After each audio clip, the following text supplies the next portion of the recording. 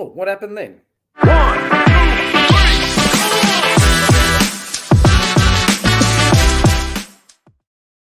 I did hit that, so I don't know what happened. I'm very sorry. Good evening, ladies and gentlemen. Welcome to Blue Sunday, brought to you by the people from In the Blue Corner on the Jumper Punch channel.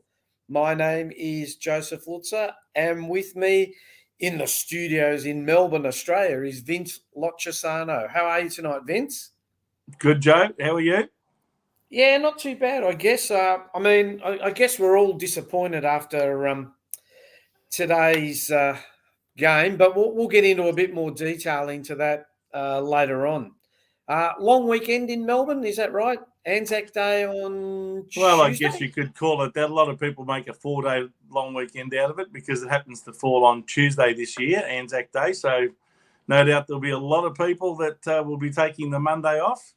I think all the kids don't even go back to school until Wednesday. So the last few days of the school holidays. So no doubt there'll be a lot of people away for the long weekend, and a lot of people making the most out of the Anzac Day public holiday.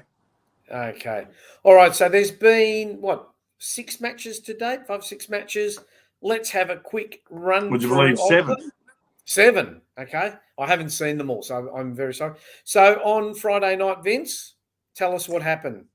Yes, we saw a resurgent performance by the Western Bulldogs in a rematch of last year's elimination final, where, of course, Fremantle happened to win that. They certainly got their revenge this time and were very convincing winners, scoring 17-16, 118 to Fremantle's 10 goals, 9-69. And yes, a very impressive last quarter, especially by the Doggies, to run away with it by 49 points. Okay. Then on Saturday, tell us, Vince, what happened? Yes, again, fantastic performance by Port Adelaide, backing up from last week's win against the Western Bulldogs in Adelaide.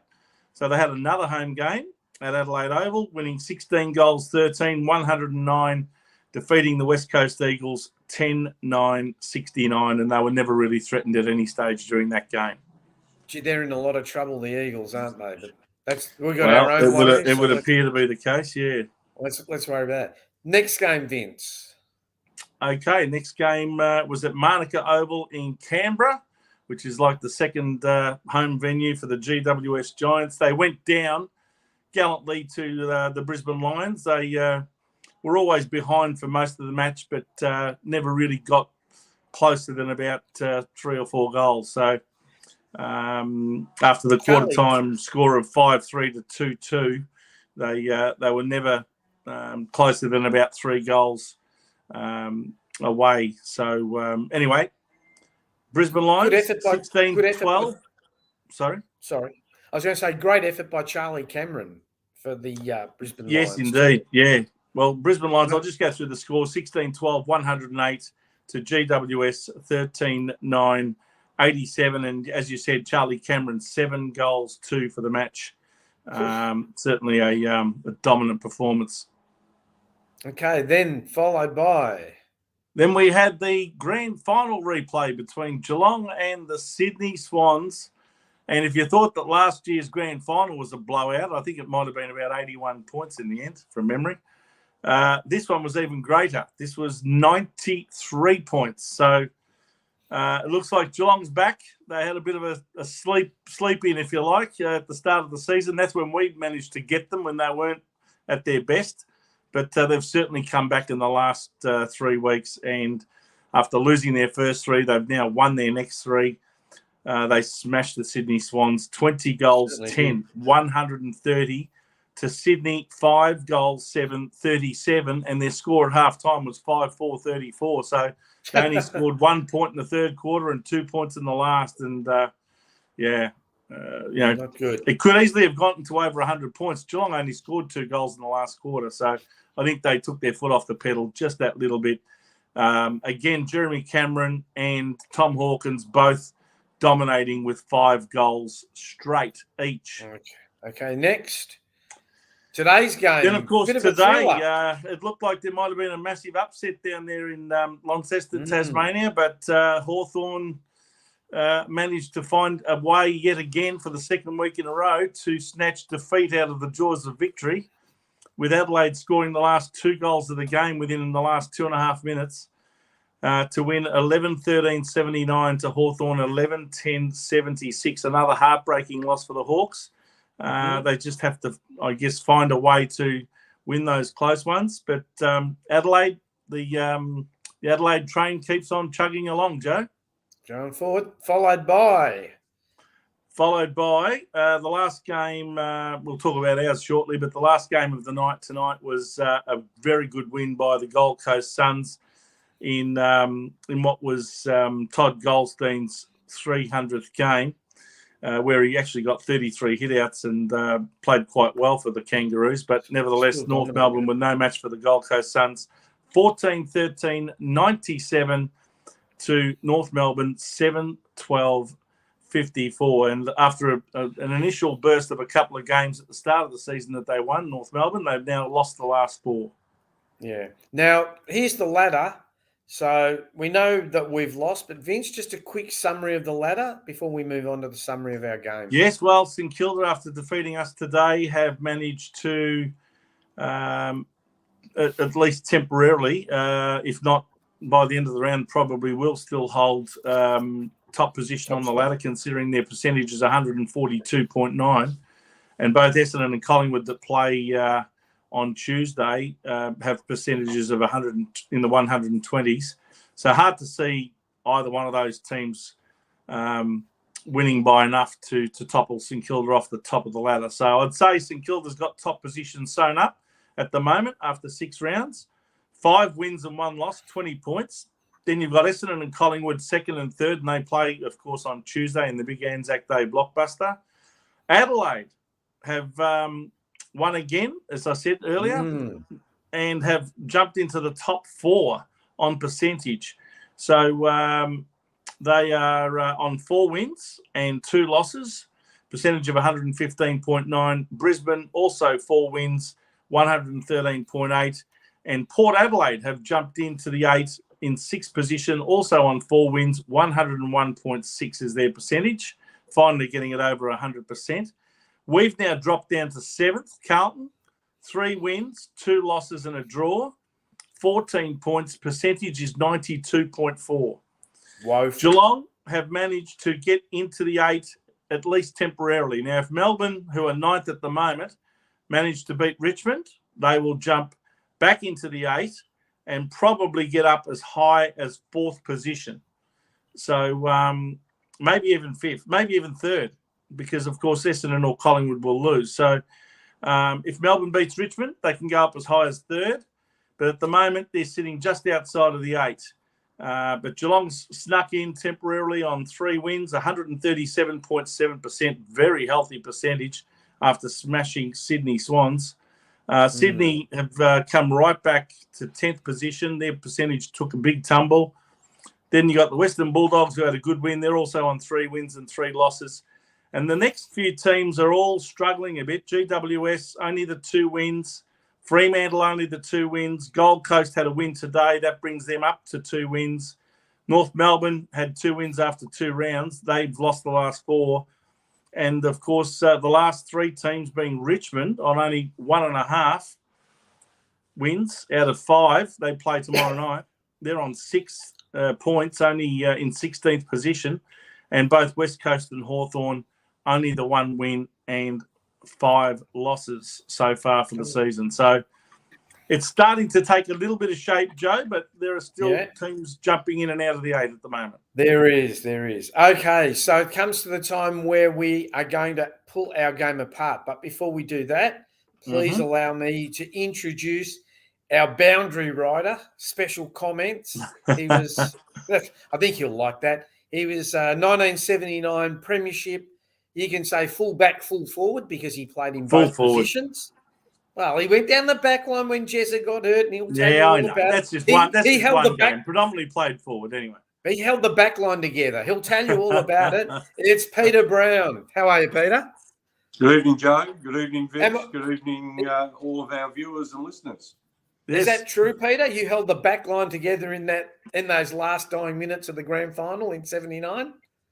Come on, be honest. See? He'll take it. It depends on who you ask. I would suspect. I'm asking you, Peter.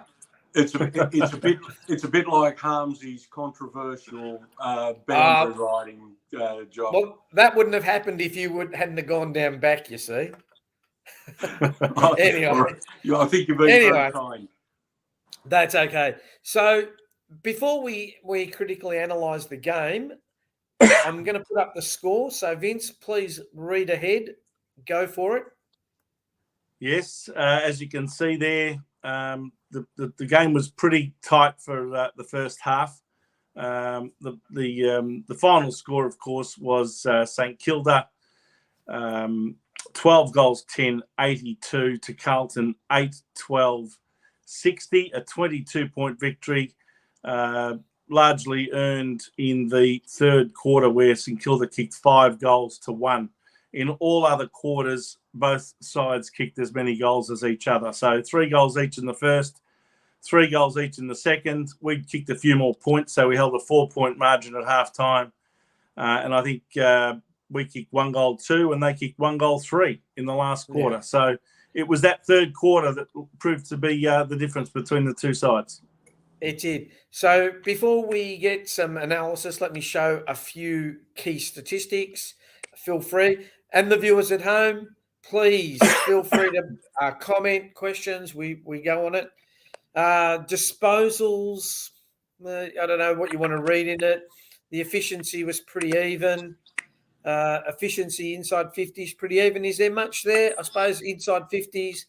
Remember, Carlton are on the left-hand side and St Kilda on the right-hand side. So anything to comment there, boys?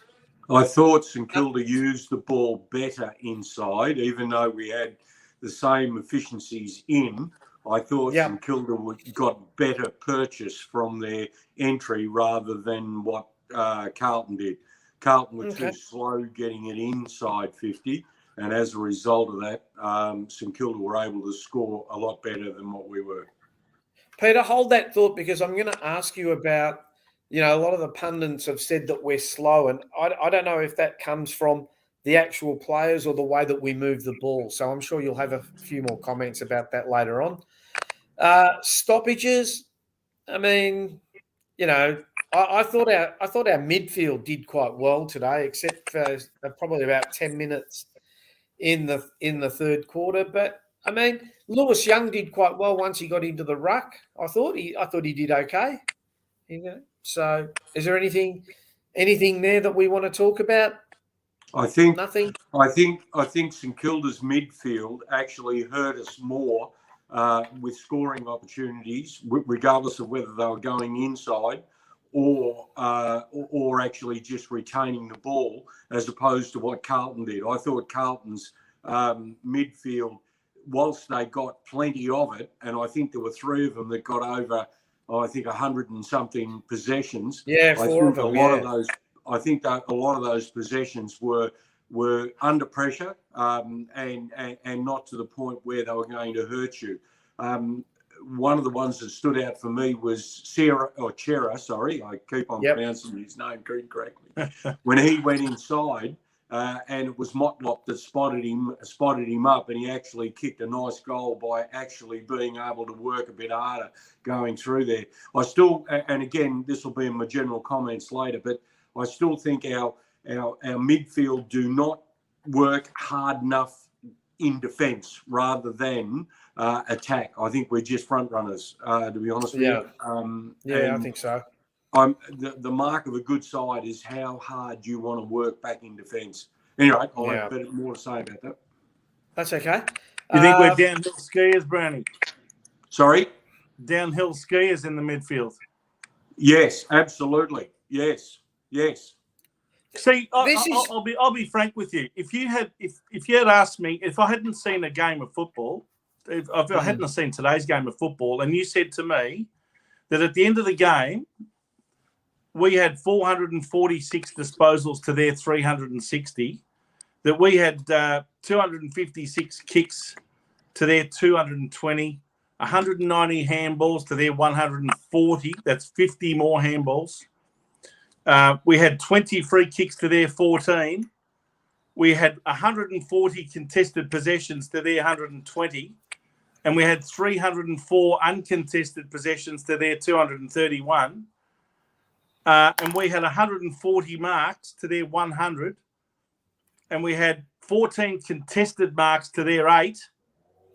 And 126 uncontested marks to their 93. I'd say we've won the game by 10 goals. And yet we managed to lose the game. And the only area that they pretty much outdid us was 12 marks inside 50 to our 9. And other than that, hit outs 36 to 30 is pretty similar. Clearances were 32 each. Clangers were both in the 50s each. So really, it was how they used the ball far more efficiently, if you ask me, to generate scoring opportunities for their forwards. Whereas, as you said, our midfield seemed to dominate the ball, but it didn't turn into scoring opportunities. We're horribly inefficient. Look, before you answer that, Peter, Mickey D's got a good comment, and it's shown here on the heat map. All we ever do is kick backwards and try and transfer the game. And of course you're going to get uncontested, but look at the uncontested possessions, 304 to 31. I mean, it's just 231. Yeah. 231. But I don't know if that's coaching. I don't know if that's inexperience. I don't know. I've given up. I thought we'd gone away from that game after we got rid of Mick Malthouse, but obviously we haven't. Well, if you recall, the scoring opportunities that we had in the first quarter, we actually drove the ball quickly and actually were able to get inside a lot quicker than what we did when we were in the situation where we went around the flanks. I made the comment last week that Adelaide destroyed us going through the midfield and were able to be in a situation where they controlled the ball. Listen, guys, this game has not changed in 150 years. There is 120 odd metres between goal line and goal line, and the quickest way to get it there is through the middle of the ground. And if you're going to switch play, make sure you're going to switch play to actually produce a forward thrust. Don't switch play and then find yourself in a situation where both Adelaide and St Kilda did today.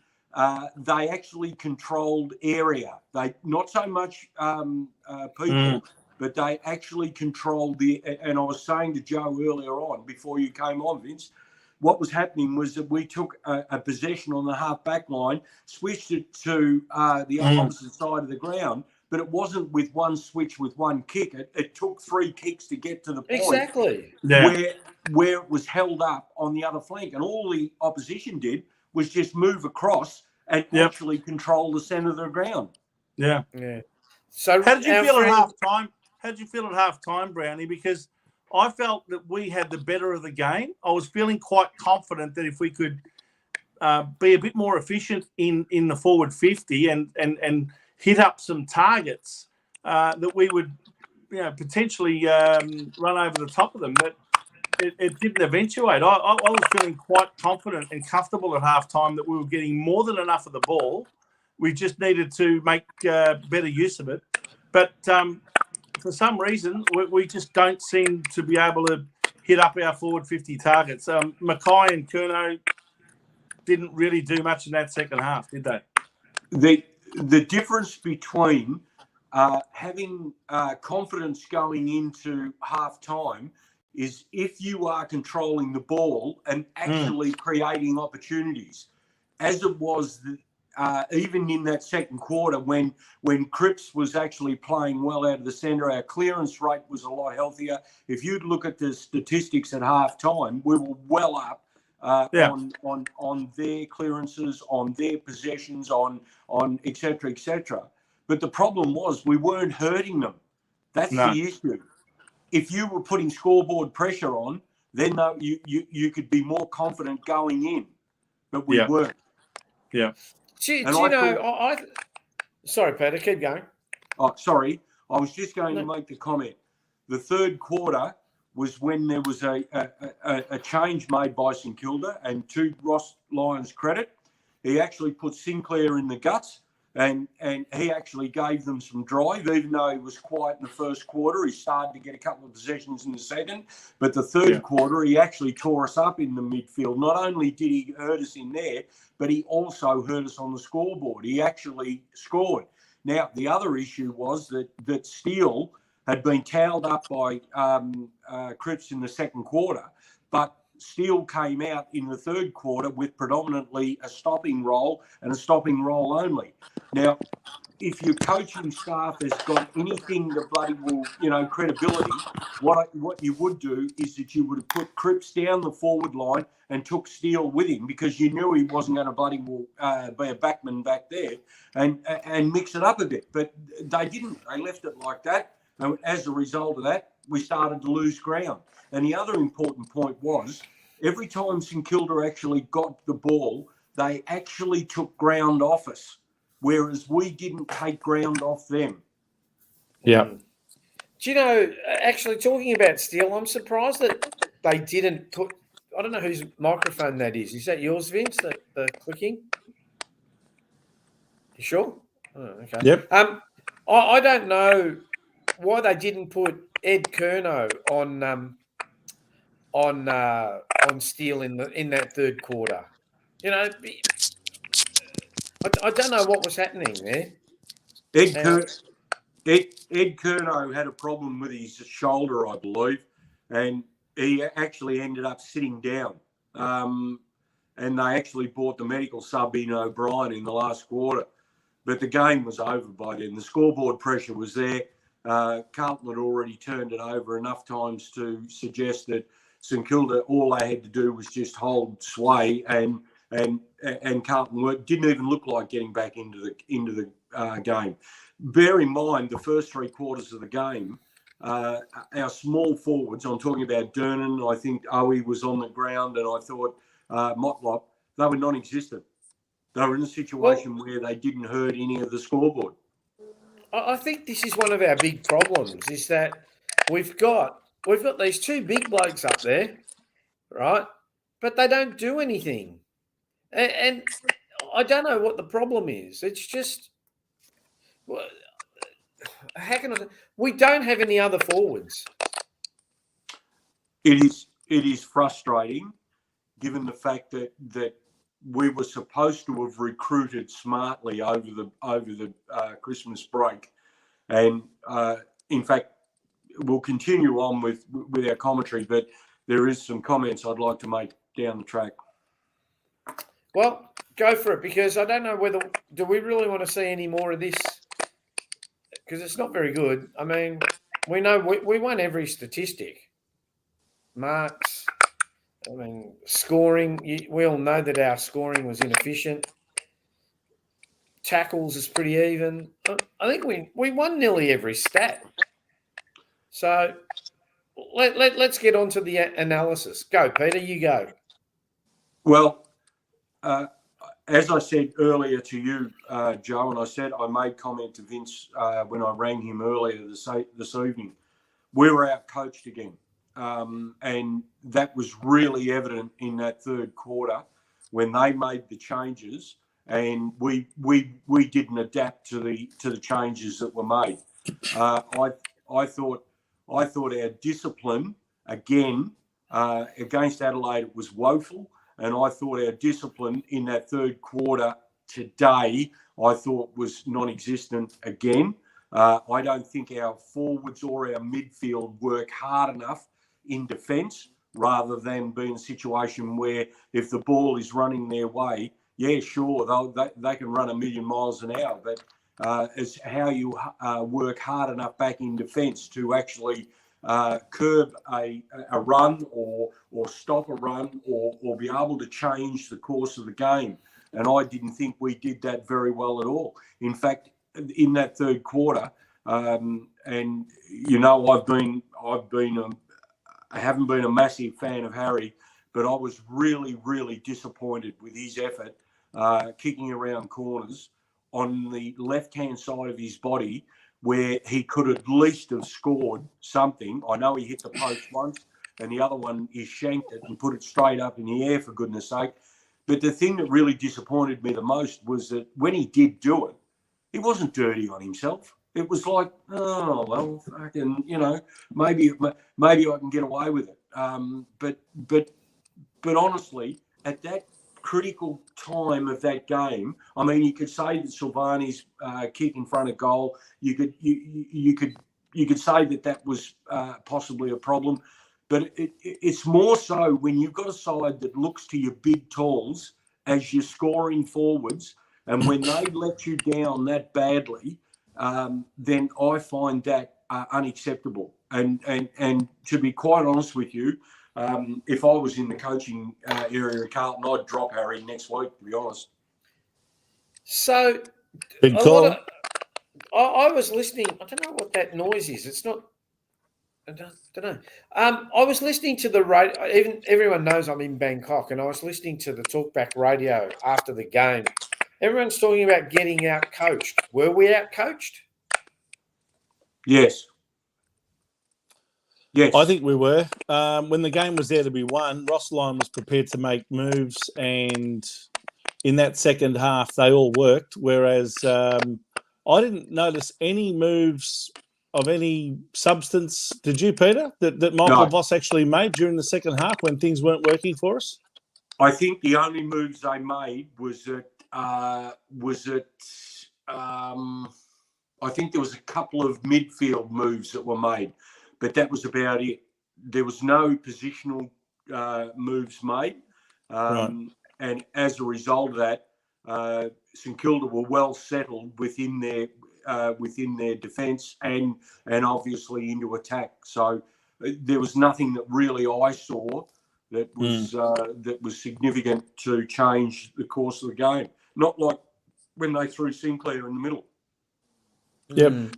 To me, that was a significant move, and it was the right move from St Kilda's point of view. They got him into the game, and as a result of that, he was actually able to change the course of the game. Lana's saying it's harsh on Harry, Brownie, but what are you being harsh? I don't think you are. Well, I base my comments in and around this. If he doesn't get a run and jump at the ball, he can't man on man. He can't body on body in a marking contest. He tends to be pushed out of the way too easily. I think that sometimes he runs under the ball on occasions, and he doesn't time his run correctly. On the odd occasion that he does take a ball at the right height, he's unbeatable where that is concerned. So it's not all doom and gloom. However, I just think that his work rate, particularly more so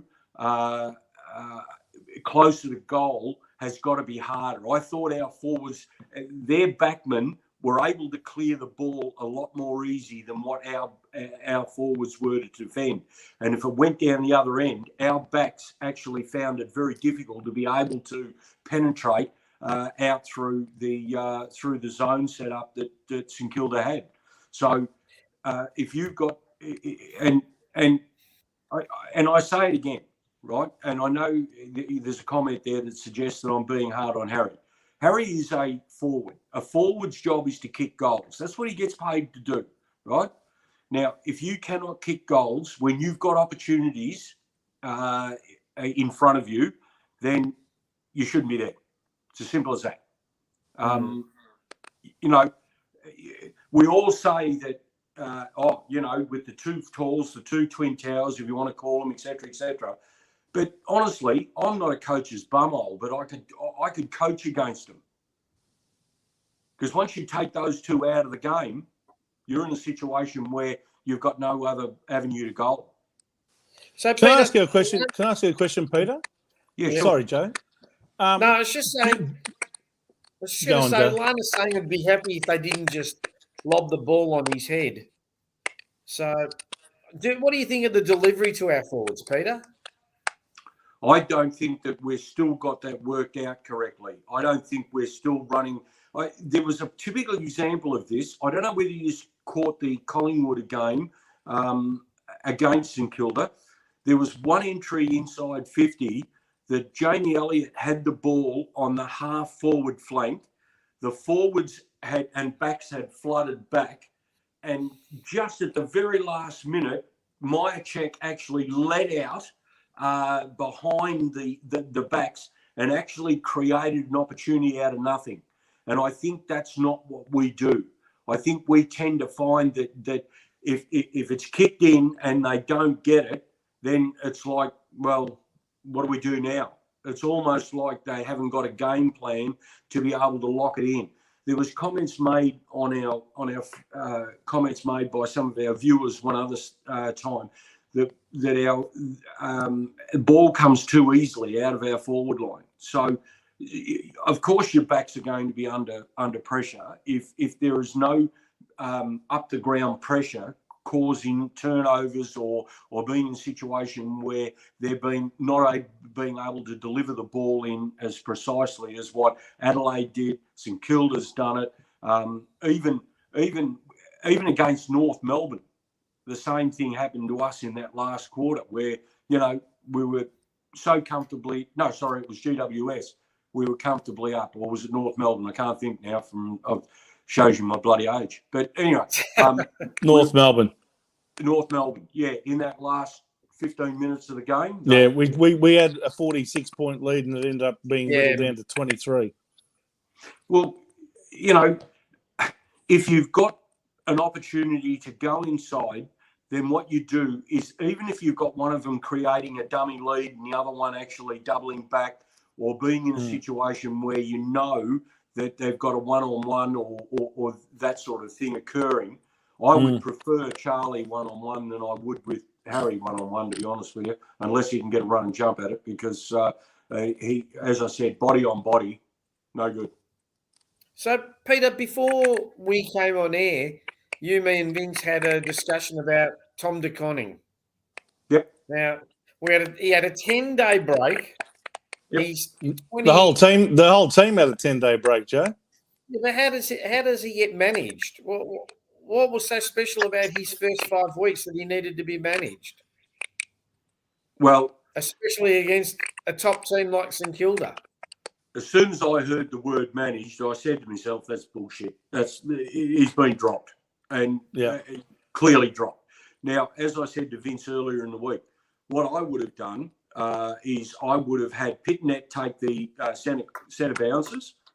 Clearly, Pitnet against Marshall is a better matchup in the centre bounce, but Pitnet can't go with Marshall around the ground, and that's where I would have used Connie in that situation. I would have actually used his athleticism around the ground. We had to use Young, even though Young did a pretty good job, but he's still not that other tall, which could be playing behind the ball. Mickey says that Voss says during the press conference he was sick. Well, say it. Don't tell us after the game. Tell us during the week. Well, Collingwood came out and sent some players home that were ill. One of them was Moore. There was DeGoey. There was a couple of them, actually. And as soon as they even reported in crook, they were sent home, and it was reported on the news that they were crook. Yeah. Oh, I don't know. Pete, we've had Enzo talking about Wiedering has poor form. I don't know whose microphone's clicking. Wiedering's had poor form. What do you think of our backs today, Peter? There was a couple of occasions where I believed that they could have controlled a forward thrust, and they didn't. They were, and you brought the graph up before about where our opportunities were or where we had possessions of the ball, and whilst it's a good idea to keep your eyes sideways and things like that, our backs don't hurt other sides by actually being able to springboard. I thought McGovern was beaten badly. I thought Butler towelled him up, and I thought he was too quick for him. And there was a couple of times that actually McGovern came across as an intercept. But if you're going to come across as an intercept, you either got to back yourself or you've got to will go at it 100 mile an hour. And I just felt like he was half-hearted about it, to be honest with you. There was one or two times he could have actually clearly got rid of the ball out of bounds or something like that, and it fell at his feet. I'm not sure exactly what that's all about, to be honest. I thought, now I'll get this name incorrect, so please, I'll apologise now. Is it Cianotta? Chincotta. Chincotta. Chincotta. Okay, sorry. Think of Chincotta. Chincotta. Yeah. I thought his game was well worth another opportunity, and he's only his first game in, so I thought it was worth keeping him in for another opportunity. Young, even though early on Membry started to push him around a bit, I thought he fought back a little bit better. I still think that Wiedering is still getting sucked too far up the ground, particularly stargazing rather than being in a situation where he's supposed to be controlling traffic back there. Cowan didn't have any influence on the game at all, and Newman did a ripper job on Higgins. So that was my take in the back six. I think Cowan might be due for a rest, to be honest. I think that the two small forwards the one small forward, which was Butler, because for St Kilda. I thought Butler did a ripper job, and there was a guy that was playing on the wing, and I just can't think of his name for St Kilda, but he covered some real territory. And I know Bradley Hill. Sorry, Bradley Hill, number 8. No, 32. Okay. I thought. You mean the ex-North Melbourne player Mason Wood? Mason Wood. He covered a lot of territory from the wing. He went right into the back line and helped cover the defenders, and took some match-saving marks on a couple of occasions. Yeah. Yeah, and that's one of the things that I think Akers has got to do. I think he's got to go deeper into the back line. And there was commentary in and around that I was watching. I wasn't at the game, but I was watching it. And they did say that now that the job of a winger, if you want to call him, or a wingman, is to get back and be that other opportunity in the back line, as opposed to holding back. And whilst Akers got a lot of the ball, again, I don't think he went deep enough into our back line to be able to assist in that area. And for mine, our backs are just getting sucked too far up the ground still. There's just not enough direction back there to assist for that. Now, again, our backs have got to learn to be able to control area. Not players, but area, right? Yeah. As St Kilda did, as Adelaide did, and that's where I make the comment that we're out-coached. Peter, someone's asked, do you think Voss is the guy to take the team forward? My opinion of Michael Voss was that I thought he would be a bit more of a hard nut than actually he's shown so far. Against that Adelaide side, when they walk through our tackles and things like that, by Jesus, if I was coaching, I'd have them out on the bloody track, and I would have bloody well had them doing some contesting work until they dropped on the spot. And if you don't want to do it on game day, then we can do it during the week. And I know that's being hard-asked, but honestly, these blokes get paid a lot of money, and they're representing a football club that's got a proud history, and that proud history is in my mind, is being diminished by undisciplined, no leadership, and no commitment towards winning. Vince is a long-suffering Carlton supporter. Joe, you're a long-suffering Carlton supporter. We're sick to death of bloody hearing excuses about the fact that, that was an admirable loss, or, no, we could have done this better or could have done that better. Well, bugger me dead. If you can't do it, then either get the personnel that can do it or change the people that are supposed to be getting the personnel. Now, I've had a real bugbear in the claw for a long time about our recruiting policies. And I just don't think that we do our homework well enough, hard enough.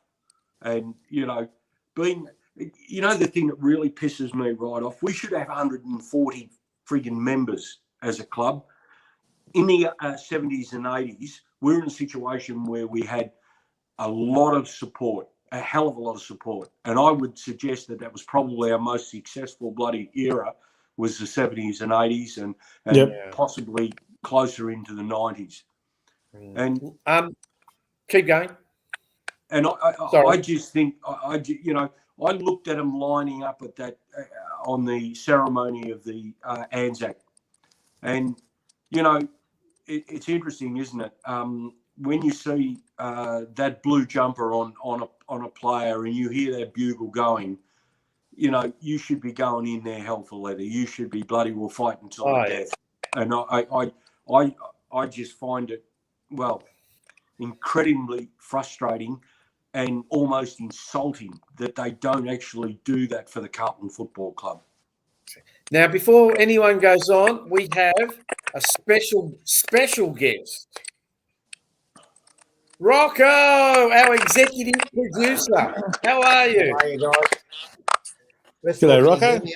Can you hear me all right with the mic? Yeah. Yep. Vince, right, I think that's your microphone. Okay, do you want me to go out and come back in? I'll try it again. Yeah, can you? Okay. Thanks. Good evening, Rocco. Go, Rocco. How are you, Pete? How are you, Joe? I just thought I had to come on. I was at the game there. And there's some worrying signs. I mean, I saw worrying signs last week, but this just confirmed everything. And we have to look at this, and to me, man, this goes deeper than just players. I mean, how can they be so unskillful at times? I mean, they're missing targets consistently. And that game plan, Pete, I'm just so worried about it. I just don't get the game plan. I don't think that game plan is going to win anything. To me, the game plan looks like, and tell me if I'm wrong, the game plan looks like get the ball, kick it to a pack. Hopefully our contested ball winners can win the ball, get it out, and then kick it long to the forwards, which I don't know how they're going to compete contest after contest with 3 and 4 players. Tell me once that you saw one of the forwards lead up and take a mark. I don't think I saw it once today. I think our inside entries, Rocco, was in a situation where it was strangled, to be honest with you. And as a result of that, they had no choice but to do that. If you recall, when Charlie and Harry both kicked, I think 4 respectively, both of them were on the move. Now, this is something that I've been a little bit concerned about. Most of the ball ups around the ground and most of the actual centre ball ups, I'm talking about after a goal is scored and stuff like that, our players seem to be standing flat-footed. We're not on the move. We're not trying to create anything from standing still, because we get caught too easily. And I made the comment last week that, you know, our fumbling has become a real problem to our side. We're not clean. We're in a situation where, and Vince made the comment earlier on, that I think, or no, it might have been Joe actually. I think we counted there was something like 5 or 6 possessions, and the only ground that they had created is backwards by 10 metres. So we for some reason or other, we're not using the ball as efficiently as what we need to do. Now, I know we're all frustrated. I know we're in a situation where we haven't got the desired results and things like that. But guys, to be perfectly honest with you, this would be a great opportunity to have a look and see what's in the twos and see whether there's any kids that could come up and see whether they could actually have an opportunity. And I just think that, and Joe made the comment earlier tonight, that I think that we are just so reliant on too few to do too much. And as a result of that, we're getting outplayed, outcoached, and outscored.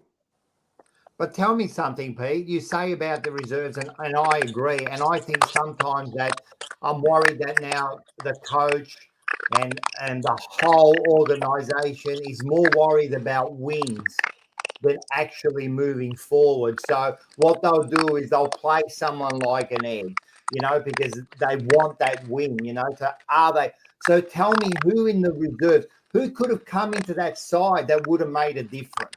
Because I can't think of anyone, maybe Zach Williams, but he's injured. But who could come into that side to make a real difference?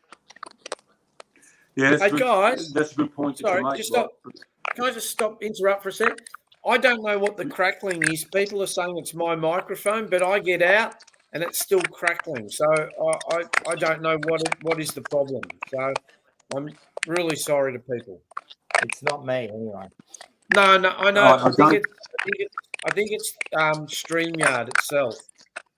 Yeah. Because every time I move, I mute people. I remove myself. I just muted myself, Joe, and it's still doing it. So yeah, same. And I removed myself, and it's still doing it. So no, it's not Rocco. So I don't know what it is. So I'm sorry, guys. No.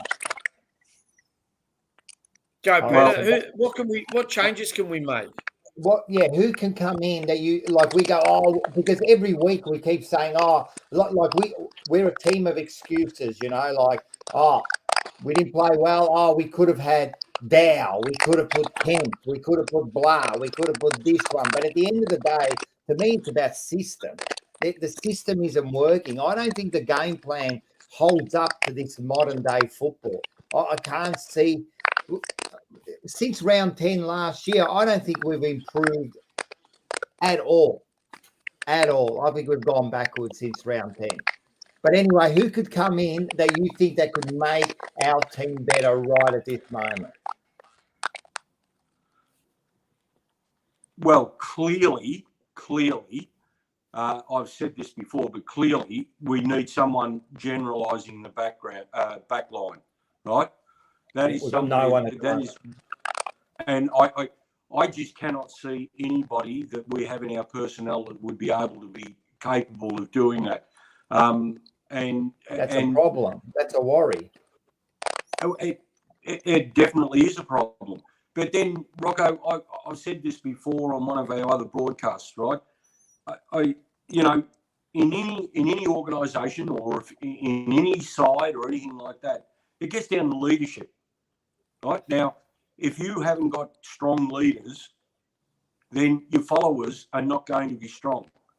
And sometimes, in my mind, I think that Carlton becomes a team of followers rather than a team of leaders. If you're going to will stand up and be counted, then stand up and be counted. If you make a mistake and you get if there's a problem and there's a turnover or something like that, then so be it. You learn. You get on with the next one. But realistically, are we frightened to make a mistake, or are we frightened to will take the game on? Because it seems to me like that we're in a situation where if Plan A does not work, Plan B, there is no Plan B.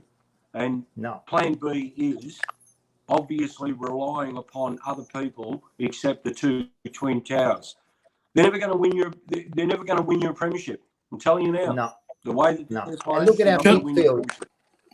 Like how many, apart from today, I think Chera kicked a goal. I don't know anyone else, but how many midfielders have kicked goals this year? Not a lot. They haven't heard us on the scoreboard. If you look at the Adelaide game, Rocco, and you were over there, right? The first 8 goals that they kicked, 5 of them were kicked by midfielders. And that's right. They're and of course, naturally, when you've got players that are controlling that, it makes it easier for your forward line and your back line to be able to do the jobs. So, and that was proven by Fogarty. In that game against Adelaide, he kicked 5. Also, I think there was another one that kicked 3. I can't think of his name. But when you've got your midfield on top and obviously your forward starting to kick goals, that's when you win the game. Just before we keep going, I think it is your mic, Pete. So you might want to just hop out and hop back in? Can I ask you to do that? Yeah. Yep. So anyway, but that's okay. Look. By the way, I think the player he's thinking about who kicked Is it 3 my goals for mic, is it? Adelaide was. Yeah, I think it is, Peter. Because I'll mute you. I don't know. Unmute. Anyway, we better get this right before the show starts next week somehow. I think that's the player first you're week thinking that's of was Taylor Walker was the other one who kicked 3 goals last week, Peter. Right. You there, Right. Brownie? Yeah, it was Taylor Walker who kicked 3 goals last week, apart from Fogarty's 5. Yeah, right. Right. well, if it is my just a mic, few names. I'm going to throw a few names. Even Rocco, please comment. Fisher. Time to take a break. Okay. I agree. It's Peter? simple. It's time to take a break. He doesn't hurt you. Like, he doesn't do anything. Even today, he got the ball. He doesn't hurt you. He's supposed to be a lot more skillful than that. I mean, he doesn't gain meters. He's just, I think he needs a spell. And this is what I was saying before about we've got to reward these kids. Even if, like, even Dow, I know everyone talks about Dow, but he had another 40. I mean, maybe chuck him in the like half forward line or do something. But we can't just keep playing people like Fisher. I mean, I like the kid, but far out, bro, man. You've got to be doing a lot more, man. Like, he's supposed to be an elite kick. Man, last week he had like 14 handballs, man. He's not even. And today, when he did kick, I think he missed the target 2 or 3 times by a metre or so. Like, that's just not good enough, man. His skills are supposed to be a lot better than that. Sorry. Yeah. Last week he had 3 kicks and last week, Rocco, Zach Fisher had 3 kicks and 11 hand passes for 14 possessions. Today he had a bit more of it, 15 kicks and 7 hand passes. But it's hardly what you'd call a damaging game. I said after last week that if Michael Voss was going to be serious about setting standards at this club, that he needed to make a statement at the selection table. And after a loss like that to Adelaide, that he really should have at least dropped Fisher and probably Honey. You could possibly even make a real big statement and even drop Silvani after last week's performance. But he chose to play all 3 of them again this week. And, Sauce missed one right in front, which he really should have got. But other than that, he played a reasonable game. But the other 2, I don't think played well enough. No. Sorry, guys. I don't know what the crackling is. I've removed people. So I tried to mute mine and still coming through. yeah, exactly. And I've left the system, so I don't know. So I'm It's really all right. sorry. It's a bit of crackling. It's what we endured through Carlton today. This crackling's nothing because the heartburn I got today watching that side, it really gave me heartburn, man. So you mentioned another one there, Lockie O'Brien. Please. I don't know what's happened to him. I think after being like replaced by Hollands this year, I think he's lost some confidence. And he definitely, like, I don't understand why they make him the emergency. What's he going to bring to the side once he comes in? Like the emergency. And you could see when he came in, he did a couple of those horror kicks. I mean, there was no pressure. And he's kicking it out on the full, come on.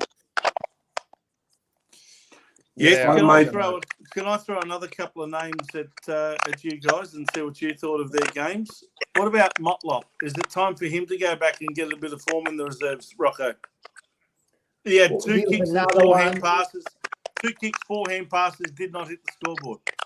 Surely and he's another one, like, and I know the coaching department will probably say, but he brings the pressure in the forward line and that. But like what Brownie said before, forward line, and like even Harry, if you're not kicking goals, at the end of the day, you can do whatever you want, but you're not kicking goals, Like at the end of the day, we need goals from the. You look at the St Kilda small forward. Every time the ball went into that forward line, they looked dangerous. It was worrying. Whenever the ball goes into our forward line, it's like they don't know where to stand. They're not. They're not running towards the goals at any sort of pace. There's Mm. none of that happening. And I'm worried that can't be just play it. There has to be some sort of coaching in that too. Yeah. What about Ed Kerno? Ed Kerno, gentlemen, 4 kicks, 1 hand pass, 2 marks, 1 tackle. Surely he's in the side to do a lot more than that. Yeah, spent the last quarter on the bench. There was a comment made earlier that they thought he was carrying the shoulder, and as a result of that, I don't think he was fit, and I don't think he was. He certainly didn't have an impact on the game as he had in a couple of previous weeks. I'd give him a rest. I'd spell him and get him out of the side. There's one other I'd like to ask you about, because there's been a lot of commentary about him being sadly out of form this year compared to previous years. And now today he had 29 possessions, but that was made up of only 5 kicks and 24 hand passes, and that's George Hewitt. What did you make of his game? He was better. I thought Hewitt was under pressure on most of the occasions that he actually had the ball.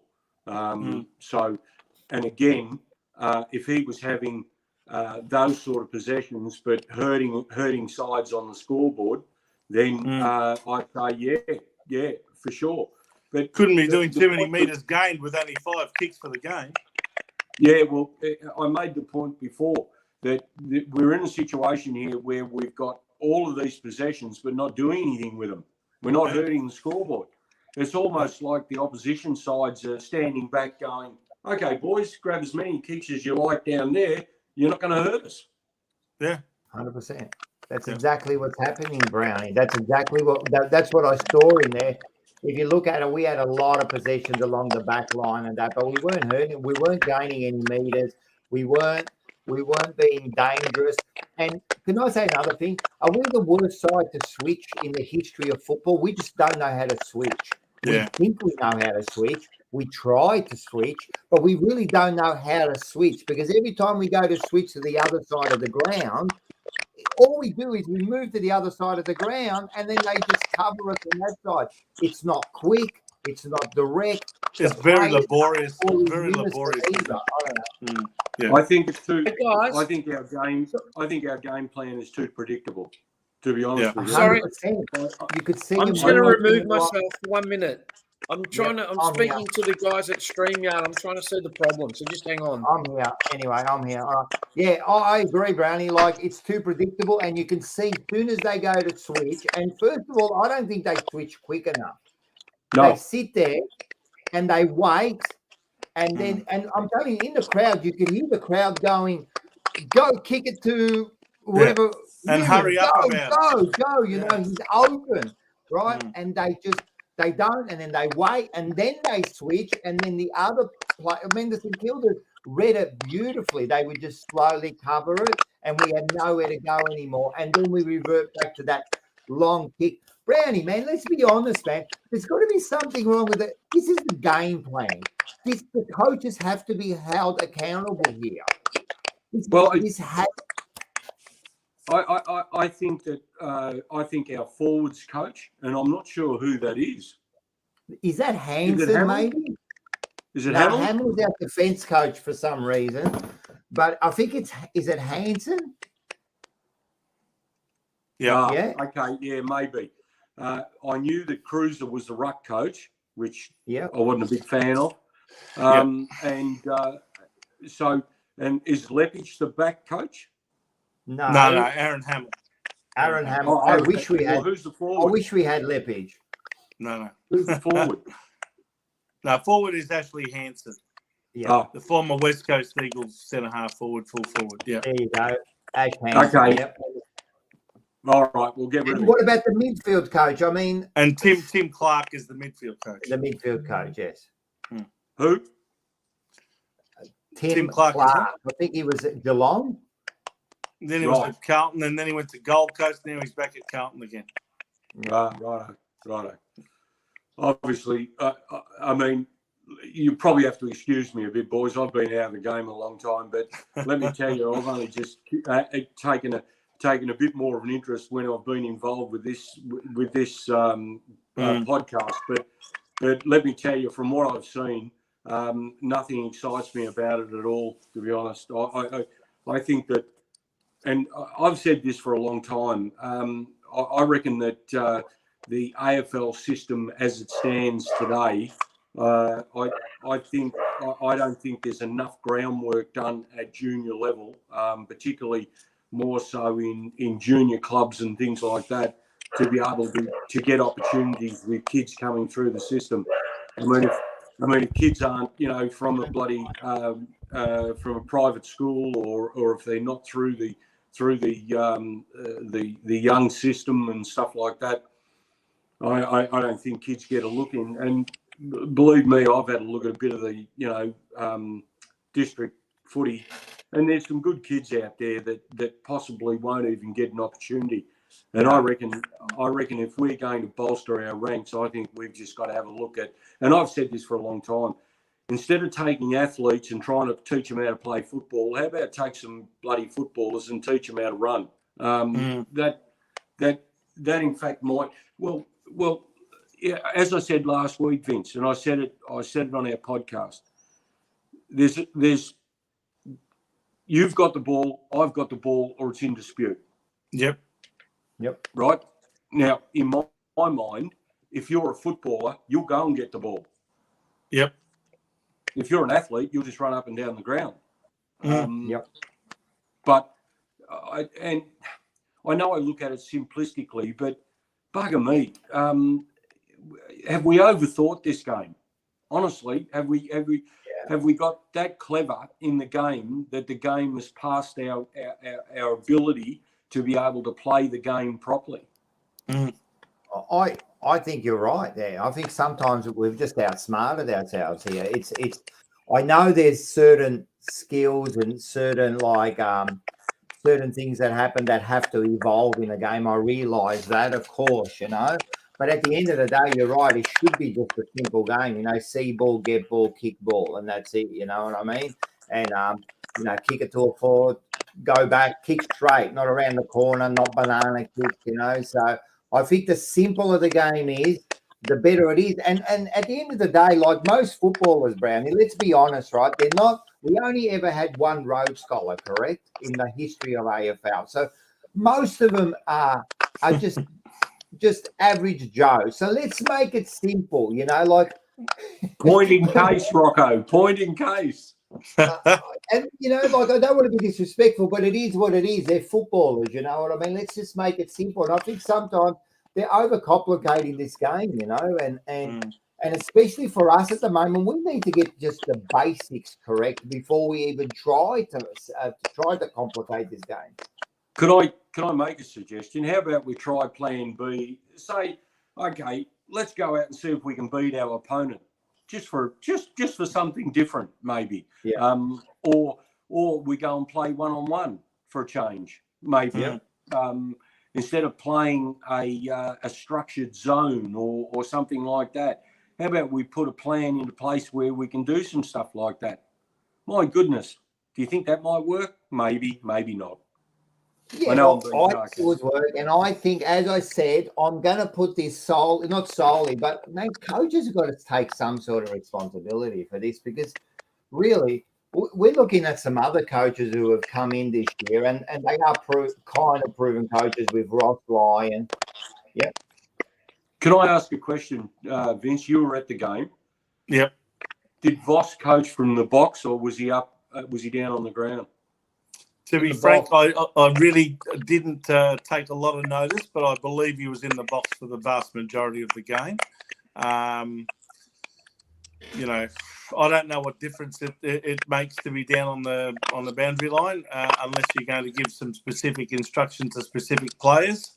But I don't know why you can't communicate that from up the top. I mean, I never saw Lee Matthews, who's a 4-time Premiership coach. I never saw him go down to the boundary line, but some coaches like to do it, and they think it works for them. So I think it all depends on the nature of the coach. If he's one of those coaches whose strength is to communicate one-on-one with players, then they probably do the boundary line thing. If they're more of a strategist and they like to oversee the game and see the game underneath them as it's panning out, I think they're probably the types of coaches that are more strategic, and they tend to coach more from the coach's box. I've got a question for you, Brent. There was some commentary today, and I'm not sure which of the broadcasters did it. I'm not sure whether it was on Fox Footy or whether it was on Seven.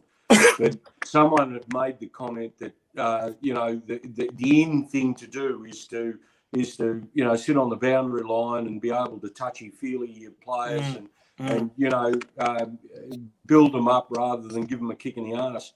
Well, some coaches it might work for, some coach it doesn't work for, and clearly, I think I think we've got bigger problems than to sit on the sideline and touchy-feely with people down there and do that. I think we've got to get a better broad overview of what we're doing, and I agree with Rocco in terms of if you've got a coaching staff that aren't doing what they're supposed to be doing or responsible for who they're responsible for, get rid of them.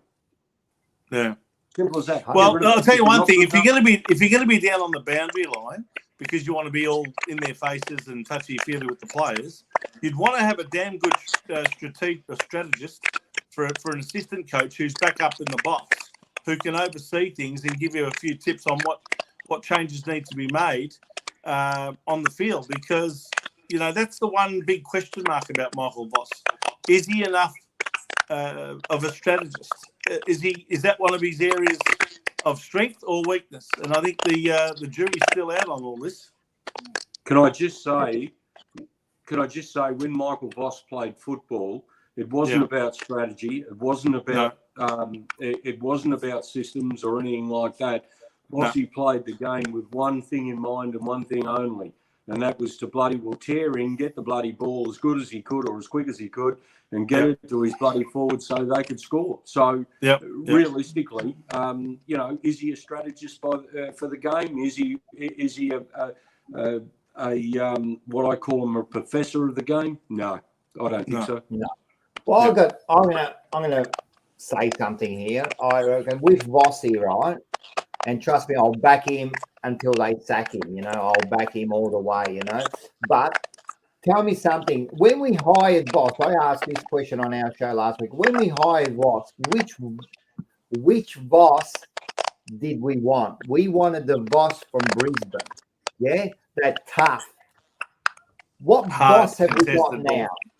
I don't think we've got that Voss, and that's a problem. And the other thing with Voss is name one player, right, or which player has improved under Voss. I can tell you players that have improved under Ross Lyon, under Brad Scott, under all these new coaches. I can see players that individually have improved. Who has improved in Carlton since Voss has got there? And don't tell me people like Curnow. Curnow is always going to be a star. It doesn't matter who's. But what other player has improved under him? Anyone? I think. Well, I'll answer one of the questions. I think Newman has improved under Voss. I think his ability to be able to play that role that he's playing now has been exceptional, and he's also, I think he's gone from using the negative side of his game to actually being in a situation where he's been able to attack. I think Young has come across from the Doggies, and I think he's now starting to find his feet. And again, I was pretty impressed with his game today. Kennedy, someone just put down Kennedy. I reckon Kennedy is another one now that I'm thinking about it. He's improved. So there is some opportunities there, and I believe that there is some. Let's not throw the baby out with the bathwater here. We've got to work with what we've got here. But it doesn't mean that we can't be tougher on what we need to be able to succeed. And a winning culture breeds a confidence, and it also breeds opportunity. A losing culture becomes the weight on your shoulder. You start to blame somebody else. You start to be in a situation where it's someone else's fault, or you know, someone else should have done something where I didn't do it. Well, fuck, that's not going to. Sorry, I didn't mean to say that, but that's not. That's not. That's all right. That's not going to cut it at the top level that we require to be successful at a club like Carlton. Now, you know, there's been a lot of jokes made over the years about, you know, and you know, that we should have been further up the ladder than what we are, and all of that sort of thing. Well, bugger me dead, that hurts a bit. You know, as an ex-player and as a player that was playing in an era that took a great deal of pride about whether we won or we lost, there was no such thing as bloody well thinking about losing. There was no such thing as an admirable loss. There was no such thing as bloody well not performing. There was no such thing as bloody well not beating the opponent. And by hell, if you didn't work hard enough on that game day, then you certainly did work hard enough during the week. Well, this is the area that most concerns me in the 1 year and, 6 rounds into Michael Voss's tenure, and it's the area of standards.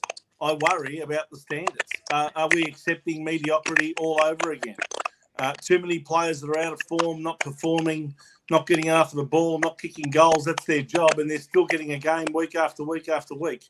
Now you can sort of blame injuries to some extent on why certain players may be getting a game when they really don't deserve one. But I think at some point he's going to need to make a statement and say, no, this is not acceptable, and drop a few big names. And that might actually put the wind up a few others to say, geez, if he can drop, you know, that name, well, he can certainly drop me as well if I don't perform. So I'd like to see some standards set at the selection table this week before we go to Perth to take on the West Coast Eagles.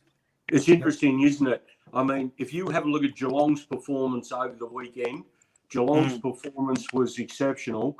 And players that are out of the Geelong side now, they're going to have to fight like hell to get back into that side. Right? My word.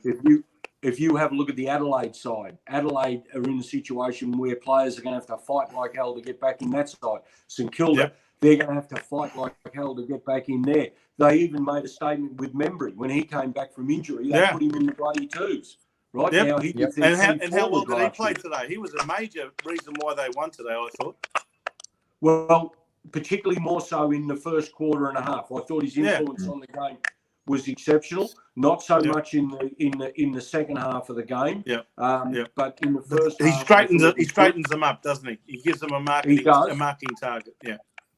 And I thought, even though Steele was badly beaten in the first 2 quarters of the game, I thought the way he fought back in the third and fourth quarter, I will give him credit where credit's due. That's a leader for you. Yep. 100%. 100%. He came back strong, you know.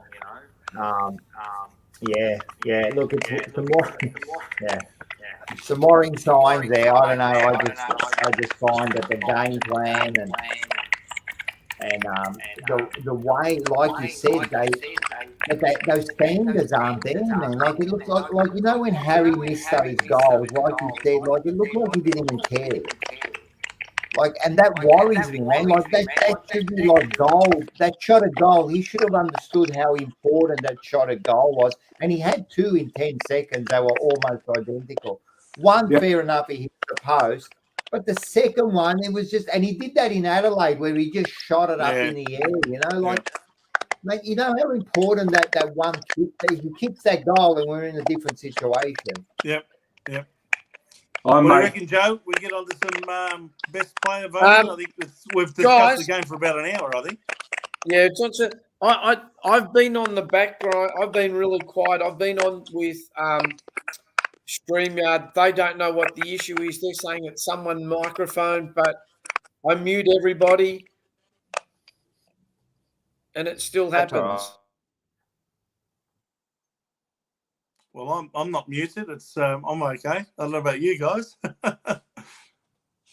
No, so I don't know what it is. So I'm really sorry. I think it might be Brownies. I think something's happening at Brownies at Brownies end. I have a feeling it might be his microphone.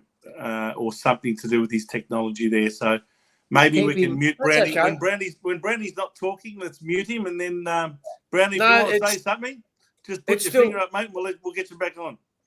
I've done it. I've muted it, and it's not Brownie. So it's gone now. Well, look. See, as soon as you unmuted him, anyway, it doesn't matter.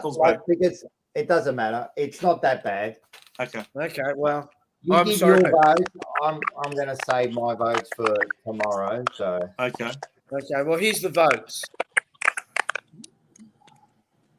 Peter, go.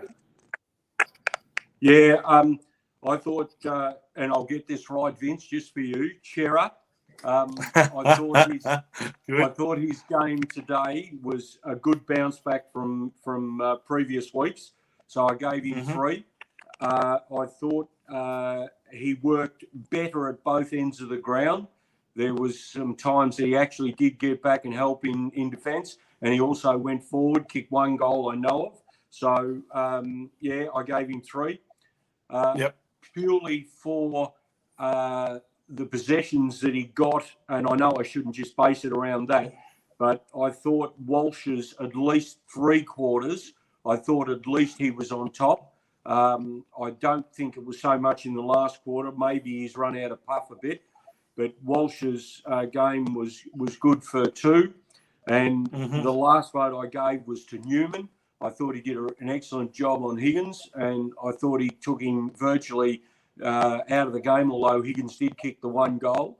But he took a fairly dangerous player out of the contest. So it was Shearer, Walsh, and Newman. Go, Vince. Yeah, look, I thought Adam Chera was Carlton's best player today. He basically had around 40 disposals and kicked a goal as well, quite a nice goal. He had more kicks than hand passes, which I always look for, and I think you'll find his metres gained was quite significant. Also took 7 marks, and I just thought he was our most damaging midfielder in his 100th game, as a matter of fact, today. So well done to Adam Chera on 100 AFL games. I gave 2 to Akers, and again, he had a lot of the ball, 20-odd kicks, 16 hand passes, took 11 marks, and was everywhere. I take Brownie's comments on board that he probably could work back a little bit more to help the defenders. I'd probably accept that. I still think he was a very serviceable player for us today. So I gave him 2 votes. And Nick Newman, I gave 1 vote to. Again, a great job on Jack Higgins. I thought that was his second really good game in a row. I think he did a really good job on Rankin last week for Adelaide. And he's followed it up with another very good game in defence today against St Kilda. Again, 21 kicks, 7 hand passes, 10 marks. Total of 28 disposals. Very good game by Nick Newman. I didn't find a vote for either Cripps or Walsh. I know they got a lot of the ball, but in all honesty, I just don't think they damaged the opposition enough with their disposals. So I thought that the other 3 were more deserving of votes than Cripps and Walsh today. Well, I'm going to disagree with you. I gave 3 to Walsh. Second game back, mate, he's the only one that runs hard when he doesn't have the ball. To me, it's not what you do when you got the ball. It's also what you do when you haven't got the ball. And Peter's said this time and time again, and he seems to be the only one that runs hard. I look at him coming off at halftime. Not one of them was puffing. They interviewed Jacob Wiedering as he was walking off at halftime. He looked like he just walked out of I was nearly going to swear. He looked like he just walked out of the hair salon. Not a hair out of place. Not a drop of sweat. I gave Cripps 2 because I thought he tried very hard.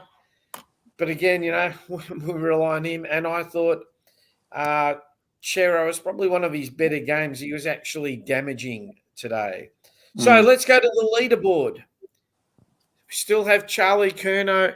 Rocco, you're going to give your votes on the jumper punch. Is that right? I haven't really thought about it, but all the guys who's all mentioned, I mean, they all played certain parts. You know, like Cripps was really good in that first half. I thought we looked really good. Slowed up a bit. Chera was probably the best. Yeah, there. Newman was good. Walsh got a lot of the ball, you know, so he's another one. I thought even Pitts did okay in the ruck too. So, but yeah, so. Okay. Just No problem. all over the place. I've got to really think about it. You think? So our leaderboard is Charlie Curnow is still out on front. He's had a couple of cracking games, as you'd expect. Second, Walsh has only played 2 games. There's a sad indictment on our club. Patrick Cripps on third. Then you've got Doherty, Chera, Newman, Akers, Hewitt, Young, and even Ed Curnow. Comes to our next one, which, and I think it is you, Brownie. It comes to our next one, which is... Beautiful kick from Brown. That's a magnificent kick. Look at that. He was inside the centre square when he kicked that for a goal. Pete, Hello. give us What are we the Brownie doing? points. Right. Well, my brownie points went this week to Young. I thought Young's game, when they threw him into the ruck, I thought was really, really good. I thought his work around the ground, particularly with boundary throw-ins, I thought was exceptional. I thought he actually took the points in that area, not so much in the centre bounce, but around the ground. I thought that was really good. So that's for mine. I thought Young's game today was worthy of the brownie points. All right. Okay, on that note, Peter, on behalf of the Jumper Punch guys and here at Blue Sunday, I'd like to thank you. Well, before we go, Hang on, Joe. But Vince, his microphone is crackling really bad. I'm getting a lot of comments. So, Peter, give us Carlton versus West Coast. Who's going to win? Why? I would say just purely and simply on the fact that West Coast are not performing well. I would say that Carlton will get up. They won't have it all their own way, but I'd say that Carlton will win the game. The margin, I'd say, Give us a point. Give us a points margin. 20. Yeah, 20 points. I reckon they'll get up by 20. I'm not going to suggest for a moment it's going to be a blowout, and I don't think West Coast are playing well enough. Even though we're not playing well, I think we're playing well enough to win the game. Okay, Vince. You want my prediction for the game? Please. Well, I was actually there last year for this game, along with Rocco. We had a great time, didn't we, Rock? It was a great time. That was a good weekend. It was a day game on a Sunday afternoon. This time it'll be a Saturday night. And last year they had a guy called Josh Kennedy that kicked about 7 goals. Look, I can't see how we could lose this game. I mean, if we lose this game, well then, we really have got to start calling it what it is, which is a bit of a crisis. I would have thought that we should win this game comfortably. I think we should win it by 6 goals. 36 points for me. And I'm going to say Carlton by 60 points. I think they're going to come out and do the number.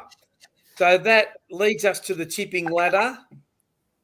Yes, I tipped the Saints.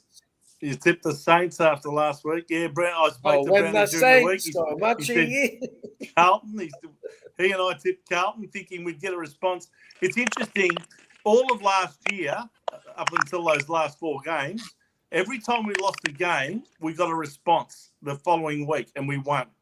If you remember, from about round 10 through to about round 19 or 20, there was 1 win, 1 loss, 1 win, 1 loss. It happened for about 9. Whoa. So that Carlton's going to topple over this week, just like my phone. There's an omen there. I think we should expect a response this time. This was the first time after the Adelaide loss that we didn't get a response in the way that we would have expected. So that's a bit of a worry. I disagree. They came out, they were hard at it. But anyway, For how long, Joe? For how long? For half a game? It's Still, four yeah, quarters. That was Anyway. always going to happen, man. They were always going to come out. Yeah, but and they be lost the hard in game. that. What I'm saying is that the result the following week was that we won. This time we've come off a bad loss to Adelaide and we didn't win. Now, you might say St Kilda, top of the ladder, all of that. Yeah, but gee whiz, not many of us rated St Kilda before the start of the season. Anyway. So I just don't think we responded this week the way we responded last year when we had a loss. So that's all right. got to be a bit of a concern, I would think. Okay. All right. So, Peter, now I better wish you a fond farewell. I think that is your microphone. Next time we'll have to get you to log out and log back in. It might just be a connection. But anyway, we'd like to thank you for your candid comments and your brutally honest comments. And we will see you next Sunday night, 8 o'clock. All right, guys. Thanks very much. All the See best. you later. Thanks, All the best, Pete. Brandon. Yes. So, on behalf of the silence is golden. yeah, it was his microphone, but Yeah, the girl I was having some chats with the girl. There was a bit of a problem with the StreamYard platform as well, which she was trying to fix in the background. So I on behalf of the channel, I do apologise.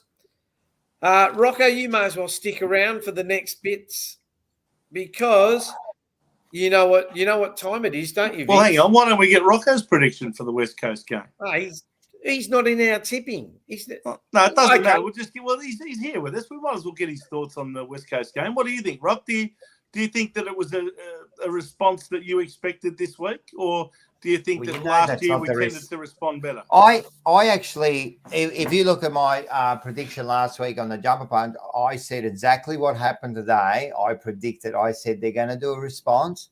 Mm-hmm. It's going to be close, and then as soon as St Kilda get to like 2 or 3 goals in front, I'm in fearful that they're gonna go away with it, and that's exactly what happened. Now with West Coast, it really doesn't matter. Like they can win that game, I don't care. Do whatever you want to do, but at the end of the day, I'm telling you now that we'll probably win it. We'll probably win it by 4, 5, 6 goals. Mm-hmm. Is it just going to be something like a band-aid for 1 week? It's all about the week after. Now, I really have no interest. I have no interest in this game, unfortunately, but I think we'll win by 5 goals. Okay. So I had to cut Pete short because of his crackling. Who do we think is going to get dropped? Or who do we think should be dropped and who do we think should come in? I think you got to. I think Fisher needs a rest. I don't think Honey's up to it. They'll probably play him because he's from Western Australia. They'll do something stupid like that. But yeah, I think Fisher. Yeah, maybe not playing him in front of his WA crowd might hurt a bit more, Rocco. Yeah, 100%. I don't care where they're playing. I don't care if you're playing in front of your family, like your whole family there. If you're not up to it, you're not up to it. I think I think Fisher's got to go. I think Ed Curnow, maybe Ed Curnow. With Ed Curnow, like, what's he doing? Like, what role is he going to play? I don't know. This is another issue that I'm going to bring up. I should have brought this up with Brownie. But the problem with a lot of our players, I don't even think they know what role they're playing. I think you're right. I think you're 100% right. You go out there, and the one thing that was interesting, they did play Lewis Young in the ruck, and they didn't play Sauce, and I thought Sauce played a lot better today. Yeah, and I think they should continue on with that.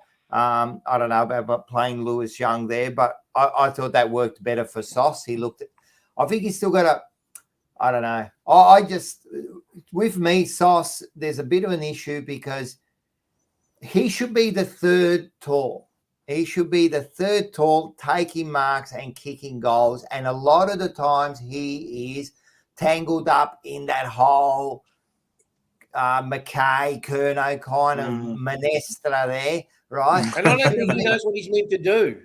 And I don't think he should be. He should be like another target, but he's always there, So I don't know if that's coaching again, but I think like when Ed plays, there has to be a specific role for Ed.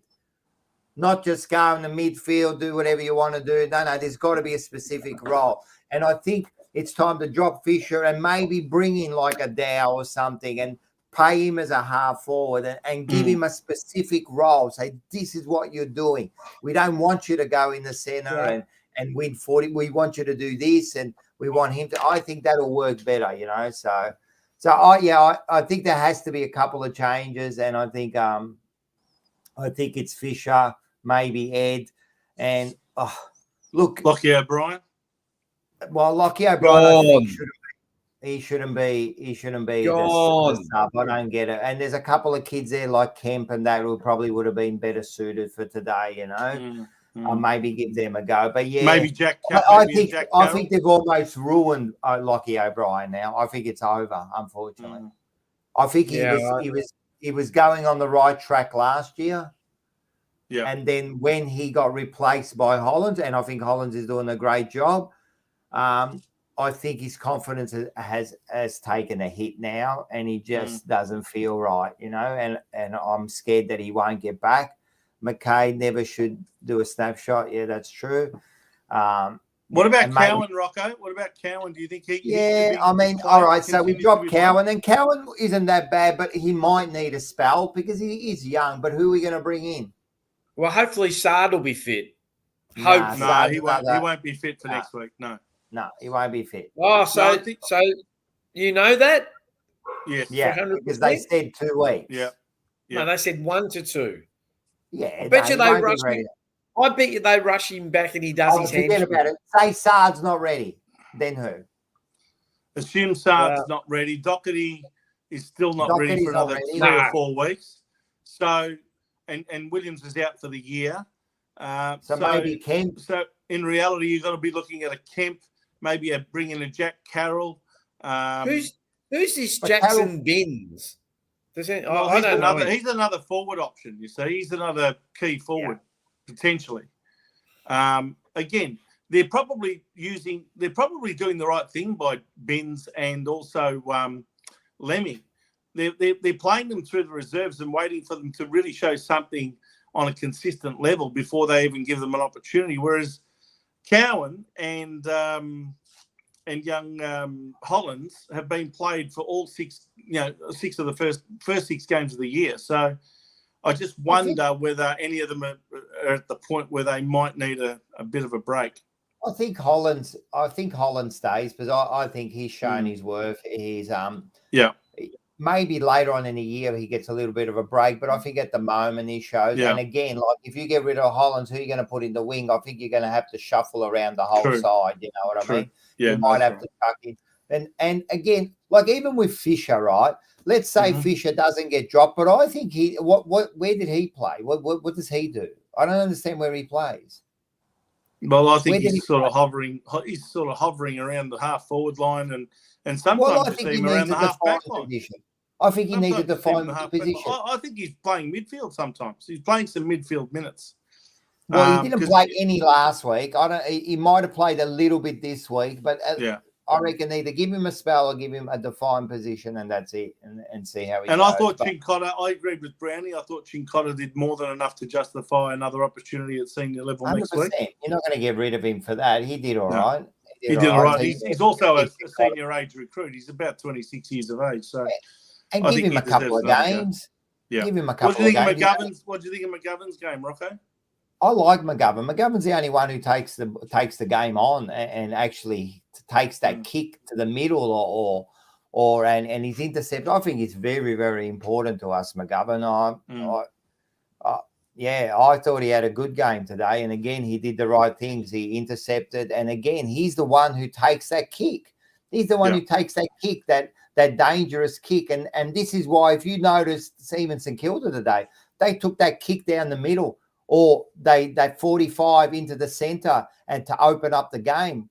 We didn't do that a lot of times. And I think McGovern's one of the only ones. Sard also does that, but he's not there. Wiedering doesn't do it. No. Lewis Young doesn't do it. Maybe Newman does it. He kind of like takes that kick, but I think McGovern's the one who takes the game on. And every once in a while he's going to turn it over. But if you want to win the game, you have to take those kicks. If you keep playing safe the way we play, they're going to read the play. They're going to stop you every single time. And again, they did that. So there definitely has to be some statements made this week. I think there's got to be a statement made this week. I agree. All right. Move on, Joe. Just hang on. I just got to do something. I'm just talking to the lady from. All right. While you're talking, well, then while you're doing that, how about I'll just quickly tell everyone about the upcoming shows this week. Of course, on Monday nights we have the Blue Abroad show with Terry Degani on the Blue Abroad channel at 7 o'clock. That's normally at 7, or is it 6? Rocco? No, it's always at 7, yeah. 7 o'clock, I thought so. At 7, yeah.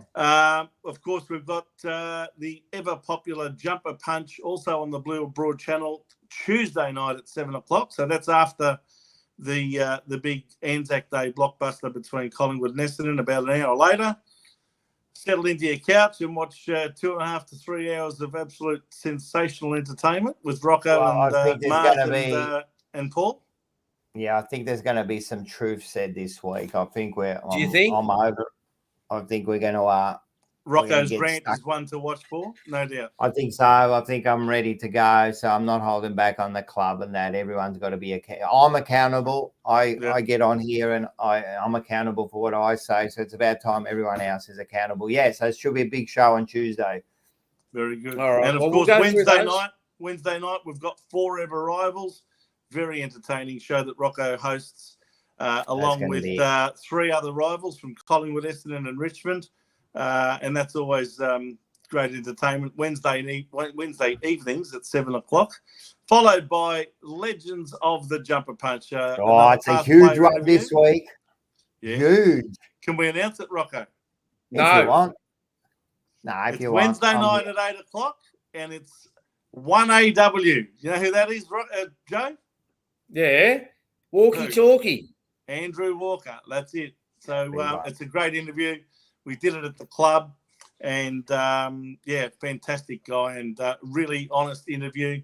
He gives away a few secrets too. I think you'll find. He does. Well, he gives a few. He was there at the club when a few things happened. Radden, Malthouse, all that kind of stuff. He was there, and he lets everyone know exactly what he thought. No, great interview, great bloke, and it's actually a privilege. And thanks to again to Vince, man. Let's be serious, man. Vince has made all my dreams as far as players go the last 2 years come true. So that's nice of you to say, my heroes there. Well, that's nice of you to say, mate. It's a pleasure to be able to organise these sorts of interviews for the Jumper Punch, and I guess, we all enjoy them, don't we? Because we get to really know the players, and they really do open up to us, and they're very generous with their time. And one thing I've always noticed with these interviews, when we talk to them afterwards, the guys themselves really enjoy it, and they really, relish the opportunity to tell their story.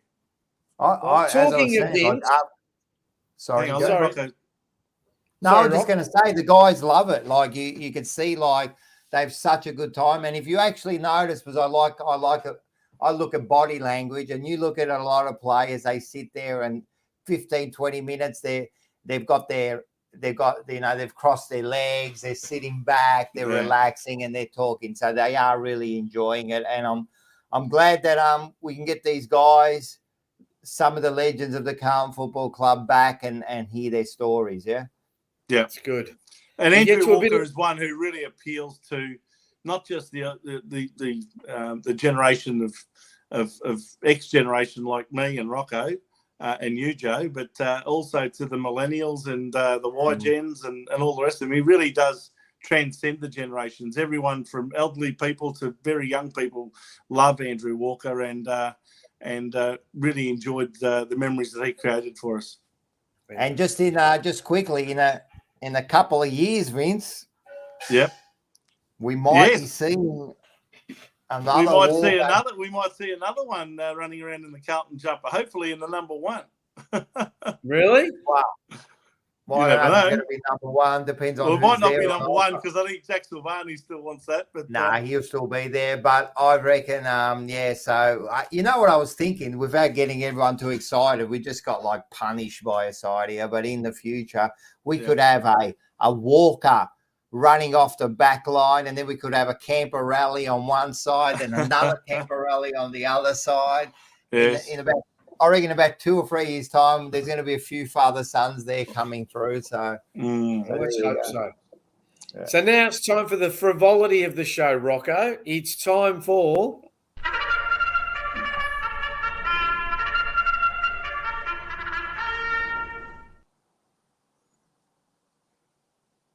Now, Vince, I can't even say that word.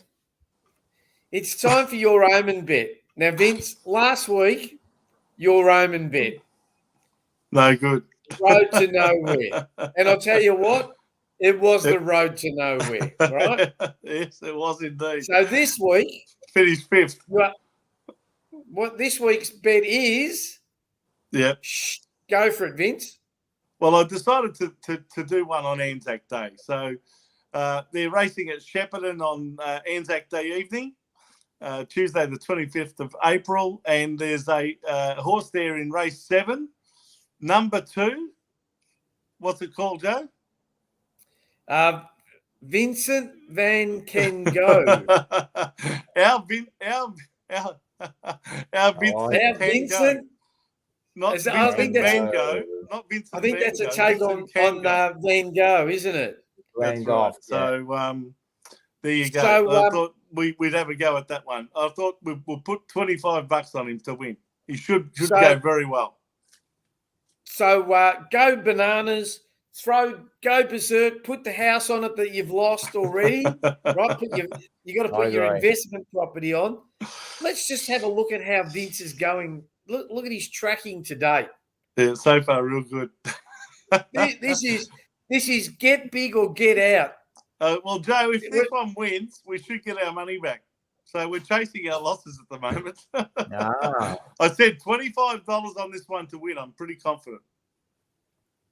You think? All right. Yeah. Well, straight out win. What Lana thinks. I don't expect it to be any shorter than $1.50. All right. Oh, God. I expect it to run favourite. I think it'll win. No, hang on. We don't want things. We want definites. Oh, well, there's no such thing as a definite in racing, let me tell you. Anyway. All right. Well, listen, guys, that's brought us to the end of the show. Once again, I'm very sorry for the crackling, but now that he's gone, I think it was the lady at what do we use? StreamYard has said that there was an issue with Peter's microphone connection. So next week, it didn't happen in the warm-up though, did it, Vince? It only happened about 10 minutes. Probably just a connection. It'll get fixed up next week. I'm telling you, like the insight that Pete gave, it was worth the crackling. Well, that's okay. So look, let me repeat what Vince said before. Monday night, the Blue Abroad show, 7 p.m. Tuesday night, Jumper Punch on Blue Abroad channel, 7 p.m. Wednesday night, get over to the Jumper Punch channel where you'll see Rocco and 3 clowns from other clubs, Forever Rivals, which is FOUREVER, so not FOR, Forever Rivals. And then Wednesday night, after the Forever Rivals, you've got Rocco and Vince with Andrew Walker on Legends of the Jumper Punch. On this channel, don't forget to hit the like, subscribe. We also have, Rocco, do you want to mention the subscriptions that are available on this channel just very quickly? You've also got the membership, so if you jump on and you do want to join, there's many prizes, the Mars Rocco or Paolo memberships, and if you join, you got a chance to win $1,000 hamper. You got a chance to sit on the couch with us. You've also got a chance to have a kick with Ange, and those 2 things will be happening in the next couple of weeks. So we're going to be announcing a couple of winners, and you might even get to sit with us for an interview. And but just remember, anything, like, share. If you can, become a member, but we appreciate, thanks, Lana. She's got the Mars. Any sort of like, subscribe, even if you're just watching the show, we at the Jumper Punch appreciate everyone's support. You've missed out the big thing, though, Rocco. You get the discount at Schnitz. Oh, yeah, no, that's true too. I forgot about that. So if you become a right behind member, your head. go to Snitz Northland, and you get, if you just subscribe, you get 17% off. But if you become a member, you get 25% off Snitz Northland. And we might be there for a little while tomorrow, Vince, aren't we? We are, in fact. Yeah. Whoa. We've got another couple of bit of an insight. going on. Yeah, if you come down maybe about 2:00, I reckon you might come down here. Why not? Why not? Why not? Come and say hello to us at Snitz in Northland at 2:00 on Monday afternoon, and Vince and one give you other a little treat. One other player, yeah. So there you go. So on that note, it's good night from me, Joseph Luzza, here in Bangkok, and it's good night from Rocco in Melbourne, and also from Vince Loccisano in Melbourne. Don't forget to tune into those shows that we mentioned, and see you all next week. 1